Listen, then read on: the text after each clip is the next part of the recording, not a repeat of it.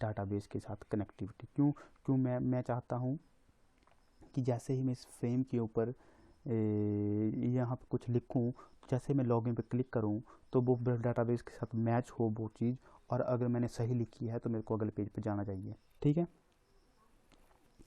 तो उसके लिए सबसे पहले मैंने क्या किया है, इन तीनों के तीनों बटनों पर एक्शन लिसनर यूज़ किया हुआ है। तो एक्शन लिसनर को यूज़ करने से पहले सबसे पहले एक एक्शन लिसनर जो है क्लास जो है आपको अपने क्लास में जो है इम्प्लीमेंट करनी पड़ती है। ये एक इंटरफेस है, ठीक है, एक्शन लिसनर एक इंटरफेस है, इसको मैंने इम्प्लीमेंट किया है अपने प्रोग्राम में। ठीक है, फिर जैसे ही आप एक्शन लिसनर को अपनी क्लास के अंदर जो है इम्प्लीमेंट कर लेते हैं, तो ये जो है इसकी एक्शन लिसनर इंटरफेस के अंदर कुछ एक प्री डिफाइंड फंक्शन होता है एक्शन परफॉर्म, उसको जो है आपको ओवरराइड करना पड़ता है। ठीक है, तो यहाँ पर जो है मैंने इस फंक्शन को क्या कर दिया है, ओवरराइड कर दिया है। ये नीचे जो है यही फंक्शन है। ठीक है, तो इसको जो है मैंने ओवरराइड कर दिया है। तो इसको ओवरराइड करने के लिए अब मेरे को बटन क्लिक पर क्या क्या चाहिए वो जो है मैं इसके अंदर डिफाइन कर सकता हूँ।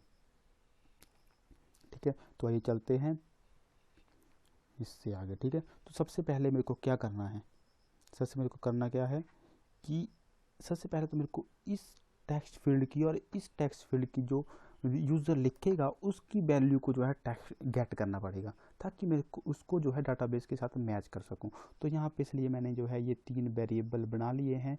ये पहला जो है फर्स्ट टेक्स्ट फील्ड के लिए, दूसरा जो है पासवर्ड के लिए। ठीक है, तो यहाँ पर जो है फर्स्ट स्ट्रिंग से मैंने t1.getText, गेट टेक्स्ट फंक्शन क्या करता है, आपका जो टेक्स्ट फील्ड में जो टेक्स्ट लिखा होता है उसको जो है गेट करते हैं। जैसे आप कुछ भी टेक्स्ट फील्ड पे लिखोगे वो जो है गेट करके जो है यहाँ पे रिटर्न कर देता है। रिटर्न में वो स्ट्रिंग रिटर्न करता है, टेक्स्ट जो है हमेशा स्ट्रिंग में होता है, तो इसलिए जो है मैंने इसको स्ट्रिंग जो वेरिएबल बनाया है उसके अंदर जो है यू जो है एक स्ट्रिंग वेरिएबल मैंने बनाया है। ठीक है, तो इसके अंदर जो है मैंने इसको गेट कर लिया है। अब चलते हैं, ऐसे ही मैंने जो है टेक्स्ट टू का जो टेक्स्ट फील्ड टू जो है उसका डाटा जो है गेट करके जो है पास पी जो है वेरिएबल जो है मैंने स्टोर कर लिया है। ठीक है, अब इन यू और पी में जो है डाटा आ चुका है, अब इनको जो है मैच करूँगा डाटाबेस के साथ।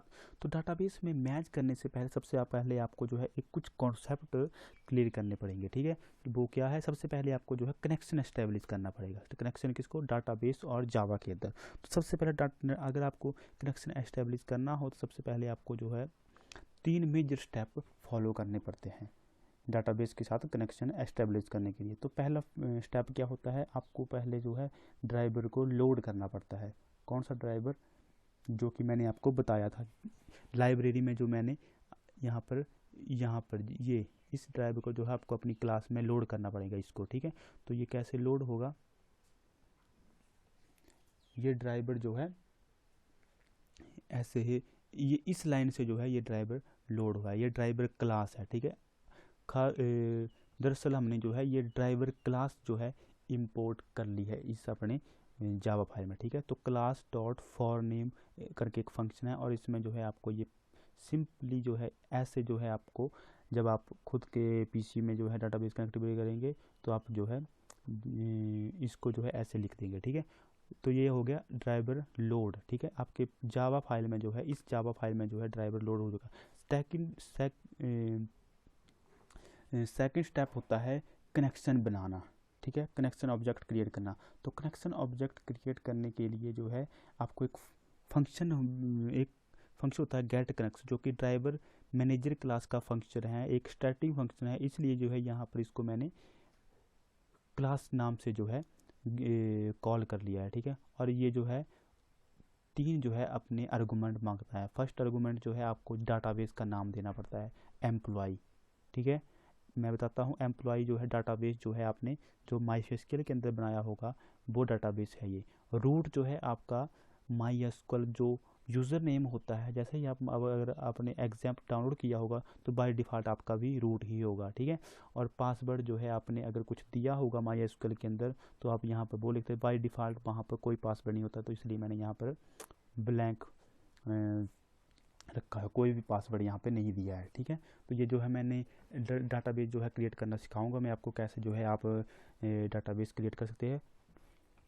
तो जैसे ये जो है इससे क्या होगा, सी जो है कनेक्शन क्लास का ऑब्जेक्ट है। तो कनेक्शन क्लास का ऑब्जेक्ट जैसे कि मैंने ऊपर वेरिएबल डिक्लेयर किए थे, ये देखिए आप, तो पब्लिक कनेक्शन सी।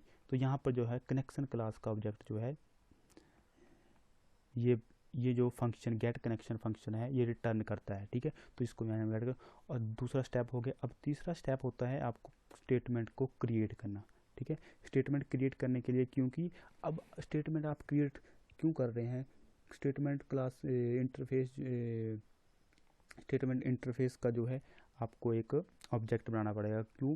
क्योंकि अब आपको डिसाइड भी करना है कि अब अगर आप डाटाबेस के साथ कनेक्टिविटी कर रहे हैं तो आपको डाटा को अपडेट करवाना है, डिलीट करवाना है, सेलेक्ट करवाना है, या अब डिलीट करवाना है, ठीक है, या ऐड करवाना है, ठीक है। तो वो जो है आपको जो है स्टेटमेंट ऑब्जेक्ट की हेल्प से ही कर सकते हैं। तो ये 3 स्टेप हो गए। उसके बाद जो है चौथा स्टेप होता है क्वेरी को बनाना और उसको एग्जीक्यूट करना, जो कि यहाँ पे मैंने आपको बताऊंगा। पर सबसे पहले जो है इस चीज़ को करने से पहले मैं क्या करता हूँ, आपको जो है डाटाबेस बनाना सिखा देता हूँ। तो डाटाबेस बनाने के लिए सबसे पहले, जैसे कि आपने एग्जाम्प डाउनलोड किया होगा, जैसे ही आपने ये इस विंडो पे आपने आ जाना है और यहाँ पे आपको क्लिक करना है सिंपली सेल के ऊपर, ठीक है। यहाँ पे जैसे ही आप क्लिक कर दोगे तो ये जो है एक विंडो ओपन आएगी आपके पास, ओपन हो जाएगी, ठीक है। तो इसके लिए अब आपको जो है माई एसक्यूएल के अंदर एंटर करना है। तो माई एसक्यूएल के अंदर एंटर करने के लिए आपको जो है जो मैं कीवर्ड यहाँ पे लिखूँगा वही आपको यूज़ करना है। तो यहाँ पे आप लिखोगे माई एसक्यूएल, ठीक है, माई एसक्यूएल, और यहाँ पे लिखेंगे हम यू मतलब यूज़र नेम। तो यूज़र नेम क्या था, मैंने पर क्या लिखा था, मैंने लिखा था रूट। यूज़र नेम जो है मेरा रूट है, और यहाँ पर आपको पासवर्ड देना पड़ेगा। पासवर्ड बाय डिफ़ॉल्ट जब आप इंस्टॉल करोगे एग्जाम्प सर्वर को, तब आपके पास कोई भी जो है पासवर्ड नहीं होगा, ठीक है। तो जो है पासवर्ड जो है आपको कुछ नहीं करना है, ठीक है। और जैसे ही आप ये लिख दोगे तो आपको जो है सिंपली एंटर कर देना है। तो आपको जो है इसकी हेल्प से जो है आप ये देखिए पासवर्ड क्या है, कुछ भी नहीं है, तो एंटर कर दो। अगर आपने कुछ पासवर्ड दिया होगा तो यहाँ पर आप लिख सकते हो, पर क्योंकि मैंने जो है कोई पासवर्ड नहीं दिया है, सिंपली मैं यहाँ पर एंटर कर दूँगा। तो ये देखिए आप जो है डाटाबेस के अंदर आ चुके हैं, मारिया डाटाबेस, डीबी डाटाबेस, ठीक है। अब आपको जो है इसके अंदर अब कुछ माई एसक्यूएल की कुछ कमांड्स होती है, जिसको जो है आप नेट के ऊपर देख सकते हो कि आपको जो है अगर डाटा को इंसर्ट करवाना हो तो ये कमांड यूज़ होती है, डिलीट करना तो ये कमांड यूज़ होती है, ठीक है। डाटाबेस क्रिएट करना है तो ये होती है। इसको जो है आप सिंपली जो सिंपल कमांड्स है ये 10-15 कमांड्स जो है आपको देख लेनी पड़ेगी। परंतु यहाँ पर जो मैंने कमांड्स यहाँ पर यूज़ की है अपने प्रोजेक्ट में वो मैं आपको बता दूँगा। सबसे पहले जो है आपको डाटाबेस को कैसे क्रिएट करते हैं। सबसे पहले अगर आपको डाटाबेस देखने हैं इसके अंदर तो ये है सो डाटाबेसिस, ठीक है। और इसको जो है सेमीकोलन लगा के ये देखिए, ठीक है। तो मैंने जो है अपना एम्प्लॉई मैनेजमेंट सिस्टम जो है मेरा प्रोजेक्ट का जो नाम है, तो मैंने जो है एम्प्लॉई नाम से जो है अपना डाटाबेस बनाया। तो अगर मेरे को इस डाटाबेस के अंदर जाना है, इस डाटाबेस को यूज़ करना है, तो मैं यहाँ पे लिखूँगा यूज़ एम्प्लॉई, ठीक है। जैसे ही आप लिखोगे तो मैं जो है इसके अंदर आ गया। तो डाटाबेस चीज़ों के मैं एम्प्लॉय के अंदर गया। अगर अब इस डाटाबेस के अंदर मैंने जो है कितने टेबल बनाए हैं, अगर मेरे को वो देखने हैं तो मैं यहाँ पे लिख दूँगा 100 टेबल्स और सेमीकोलन लगा के ये 2 टेबल बनाए हैं, एक लॉगिन। जैसा कि मैंने आपको बताया था यूज़र नेम और पासवर्ड मैंने क्या दिया था, वो जो है मैंने इस लॉगिन पेज के अंदर लिखे हुए हैं कि मेरा यूज़र नेम और पासवर्ड क्या होगा। तो जैसे ही अगर मेरे को देखना है कि इस लॉगिन टेबल के अंदर क्या है, तो यहाँ पे लिखूँगा मैं सेलेक्ट स्टार फ्रॉम लॉगिन, ठीक है। ये देखिए, तो ये जो है मैंने यूज़र दिया है विपिन और पासवर्ड दिया है कुमार। तो ये जो है ये यूज़र नेम और पासवर्ड जो है यहाँ पे अगर मैं टाइप कर रहा हूँ यहाँ पे, तभी जो है मेरा अगला पेज ओपन हो रहा है, ठीक है। तभी तो मैंने यहाँ पे जो है वो मैच किए हुए हैं, ठीक है। तो मेरे जो है इस टेबल के साथ क्या करना है मेरे को, इस टेबल के साथ जो कि एम्प्लॉय डाटाबेस के अंदर है, और टेबल का नाम क्या है मेरा लॉगिन, तो इसके साथ जो है मैंने कनेक्टिविटी की हुई है उस पेज की, ठीक है। तो मेरे को जो है यूज़र कॉलम है और पासवर्ड भी एक कॉलम नेम है, ठीक है। तो इसके साथ मैंने ये किया है। अगर आपको जो है अगर आपको जो है खुद का ये टेबल बनाना हो तो आप सीधा सा तो आप सीधे से एक कमांड लिखेंगे। जैसे ही अगर आप सबसे पहले अगर आपको अपना नया डाटाबेस बनाना है, जैसे मैंने यहाँ पर बनाया है एम्प्लॉय, तो अगर आपको एक ऐसा डाटाबेस बनाना है तो आप यहाँ पे लिख सकते हैं क्रिएट, ठीक है। अब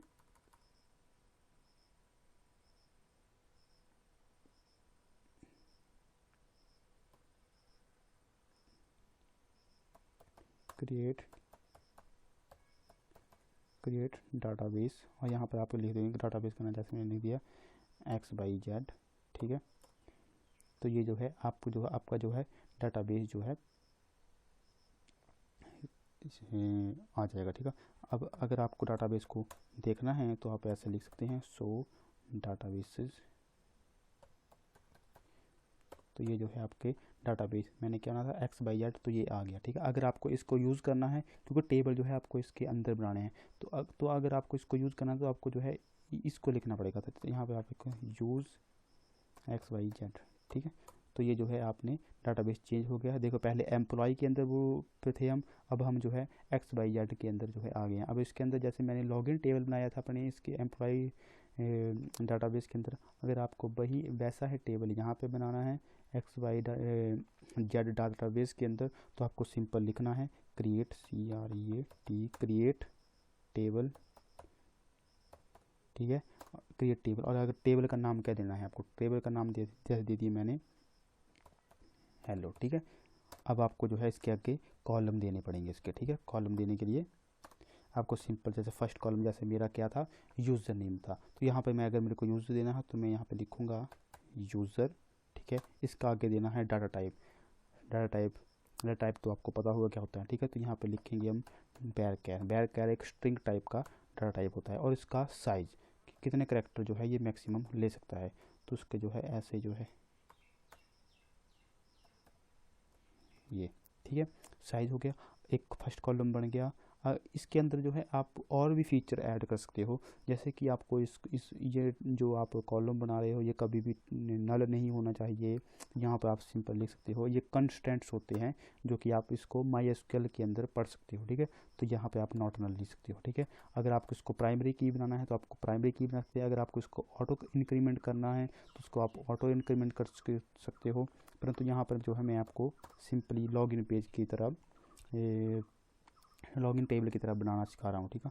और यहाँ पे आप लिख सकते हो यूज़र, और दूसरा कॉलम था पास, ठीक है। ये भी दे दिया मैंने बैर और इसका साइज़ दे दिया मैंने 99, ठीक है।